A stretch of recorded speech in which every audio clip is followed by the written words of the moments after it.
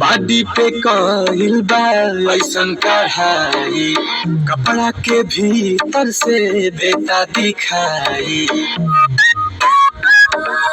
बाडी पे कइल बा ऐसन कढ़ाई, कपड़ा के भीतर से देता दिखाई। कहवा से किने लू लगता कि तुम भला ही से हीरोइन हो हीरोइन तना नबियलू कहता दुखिया नशा में जियलू बताओ कहीं गजा तना नबियलू कहता दुखिया नशा में जियलू।